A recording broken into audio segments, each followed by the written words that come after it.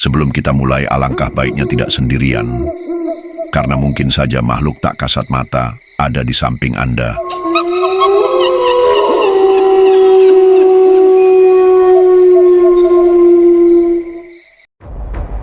Jika kalian berpikir kaya instan itu tidak beresiko, maka semua itu salah setelah kalian dengar cerita yang saya alami. Namaku Raka, usiaku 32 tahun ketika semua ini bermula. Hidupku waktu itu bisa dibilang jauh dari kata cukup. Aku bekerja di sebuah pabrik tekstil di kota kecil Jawa Tengah. Gajiku tak seberapa, tapi setidaknya bisa menutupi kebutuhan sehari-hari. Namun, takdir seakan tak berpihak. Pabrik tempatku bekerja mendadak gulung tikar, ribuan karyawan diputus kontraknya begitu saja, termasuk aku.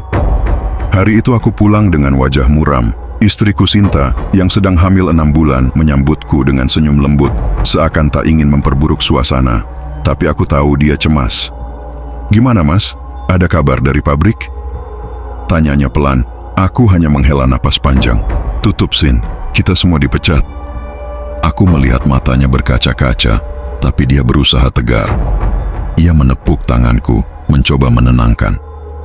"Gak apa-apa mas, kita pasti bisa cari jalan."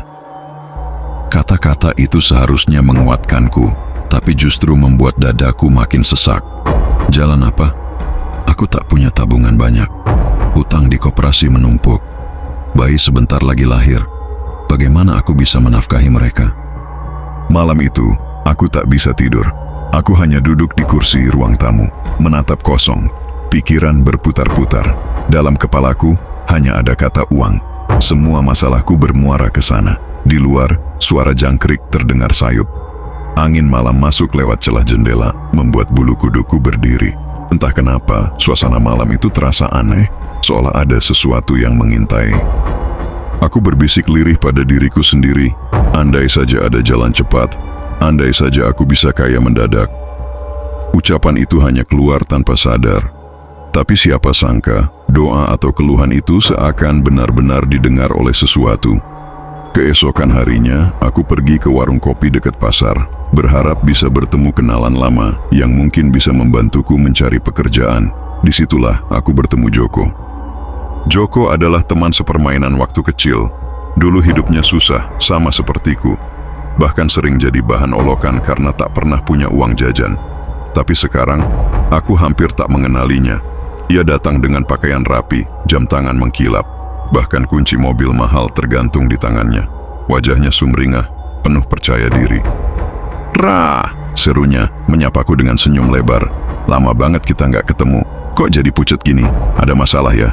Aku menceritakan semua kesulitanku, tentang di PHK, hutang, dan istriku yang sebentar lagi melahirkan. Joko mendengarkan dengan serius, lalu menepuk bahuku.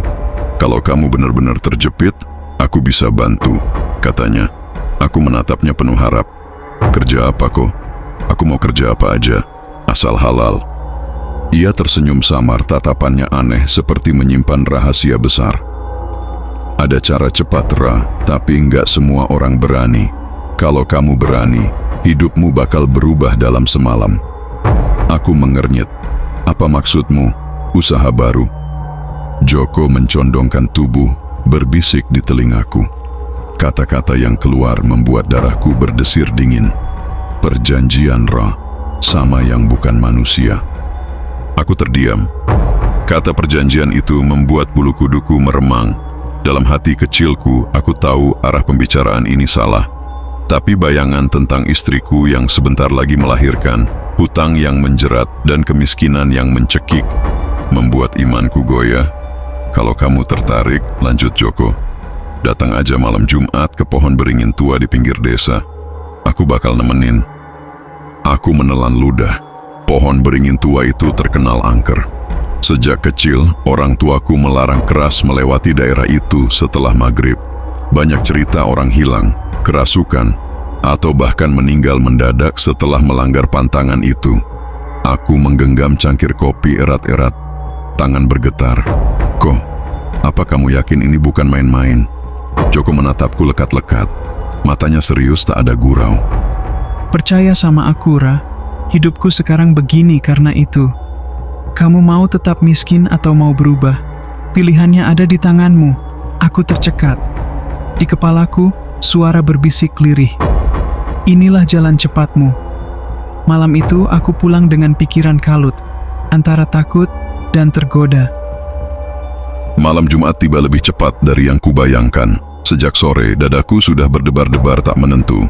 Istriku, Sinta, menatapku bingung ketika aku bilang akan keluar malam itu. "Mas, mau kemana malam-malam begini?" "Kan besok bisa," katanya, berusaha menahanku. Aku hanya menjawab singkat, "Ada urusan sama Joko.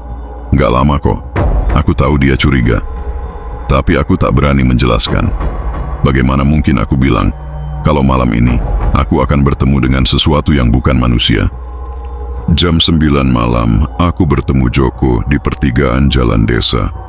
Dia sudah menungguku dengan rokok menyala di tangannya. "Siap, Ra?" tanyanya sambil tersenyum samar.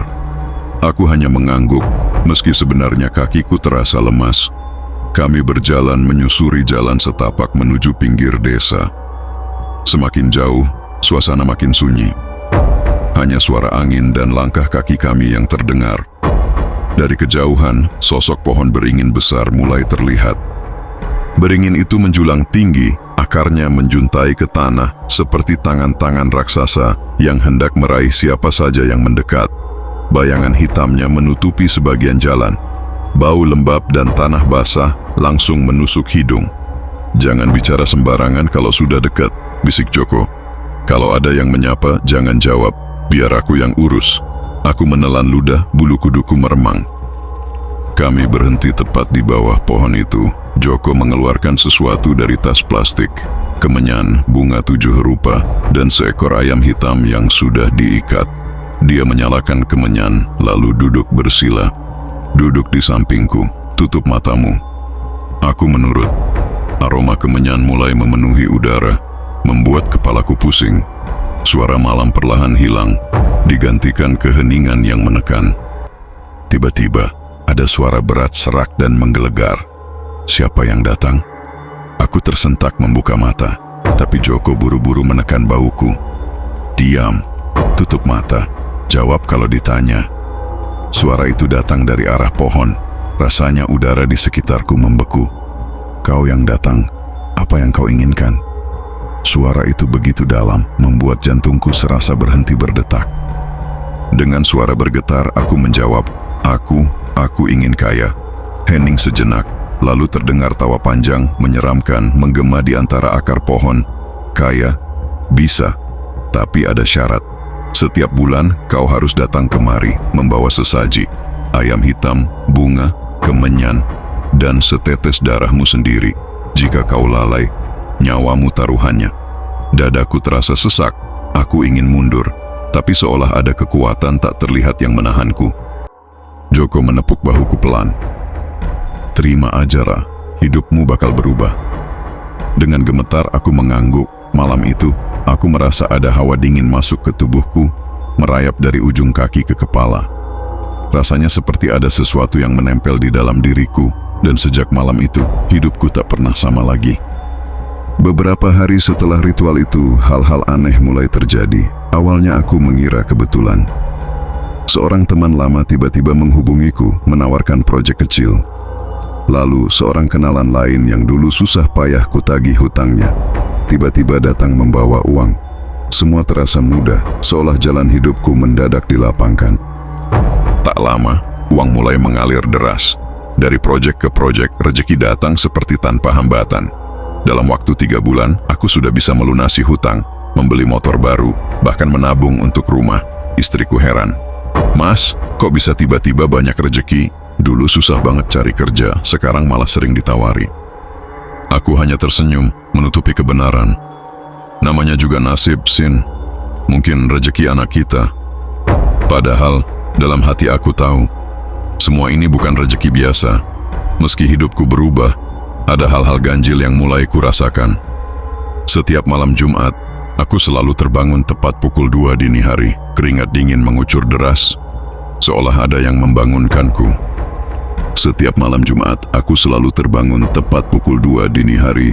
Keringat dingin mengucur deras, seolah ada yang membangunkanku. Sesekali, aku mendengar bisikan samar di telingaku.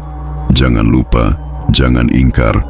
Istriku sering bilang melihat bayangan hitam berdiri di sudut kamar, padahal tak ada siapa-siapa. Aku berusaha mengabaikan semua itu. Yang penting, hidupku sudah berubah. Aku kaya dan keluargaku bahagia, tapi jauh di dalam hati aku tahu setiap keberuntungan ini ada harganya, dan harga itu semakin hari semakin dekat untuk ditagih. Tahun pertama setelah perjanjian, aku menjalani semua ritual dengan patuh. Setiap bulan, aku datang ke pohon beringin membawa ayam hitam, bunga 7 rupa, kemenyan, dan setetes darahku sendiri.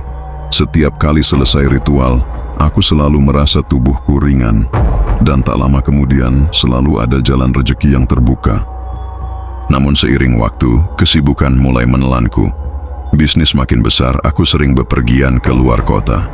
Hingga suatu kali, aku lupa. Malam itu aku tertidur lebih awal karena kelelahan. Aku bermimpi buruk. Dalam mimpi itu, aku berada di sebuah ruangan gelap. Dari sudut, muncul sosok tinggi besar, hitam legam, matanya merah menyala, nafasnya panas, suaranya menggelegar. "Kau berani ingkar?" Dia mencekiku.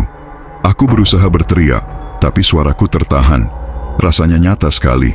Ketika aku terbangun, leherku sakit, seperti habis dicekik. Aku panik, segera menelpon Joko. "Ko, aku lupa sesaji semalam. Apa yang harus aku lakukan?"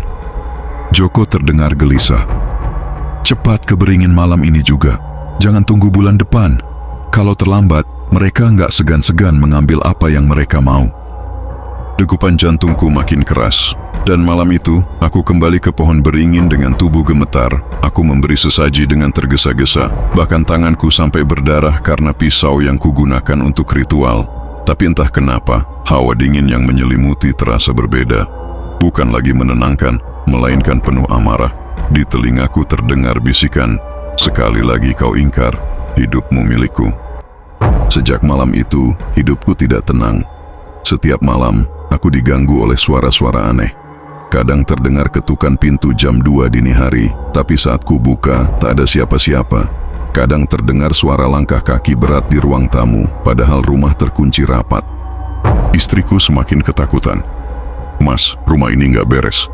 Aku sering lihat bayangan hitam di belakangmu. Bahkan bayi kita kalau malam suka menjerit sambil matanya menatap ke pojok ruangan." Aku tak bisa menjawab. Aku hanya terdiam, dihantui rasa bersalah. Semua ini salahku. Puncaknya terjadi pada malam Jumat Kliwon. Aku baru pulang dari luar kota dan lupa membawa sesaji. Dengan alasan lelah, aku menunda ritual. Tengah malam, suara ketukan keras menggema di pintu rumah. Tok, tok, tok. Aku bangun dengan jantung berdegup. Sinta ikut terbangun, wajahnya pucat. "Mas, jangan dibuka," bisiknya ketakutan. Tapi entah dorongan dari mana, kakiku melangkah ke pintu. Saat ku buka, angin dingin menyeruak masuk. Dan di ruang tamu, aku melihat sosok tinggi besar, hitam legam, matanya merah menyala seperti bara. Dia menunjuk lurus ke arahku. "Waktumu habis." Aku ingin lari, tapi tubuhku kaku. Nafasku tersendat, dada terasa berat seperti ditimpa batu. Mataku berkunang-kunang. Aku melihat Sinta berteriak histeris sambil mengguncang tubuhku. Tapi suaranya makin lama makin jauh. Keesokan harinya, orang-orang menemukan aku sudah tak bernyawa di ruang tamu. Dokter bilang aku terkena serangan jantung mendadak. Tapi Sinta tahu kebenarannya. Dia bercerita pada keluarga bagaimana malam itu ada sosok hitam besar di ruang tamu sebelum aku meregang nyawa. Tak ada yang percaya, mereka mengira itu halusinasi. Sejak kepergianku, Joko pun menghilang. Orang bilang dia juga ditemukan mati beberapa bulan kemudian. Tubuhnya membiru seperti dicekik sesuatu. Dan pohon beringin tua di pinggir desa itu masih berdiri kokoh. Orang-orang desa bilang, kadang terdengar suara tangisan minta tolong dari arah sana, terutama pada malam Jumat. Mungkin itu suara orang-orang yang terjebak dalam perjanjian. Orang-orang bodoh seperti aku yang rela menjual nyawa demi harta. Pesan yang bisa kita ambil dari cerita tadi yaitu, jangan pernah percaya pada jalan pintas menuju kekayaan.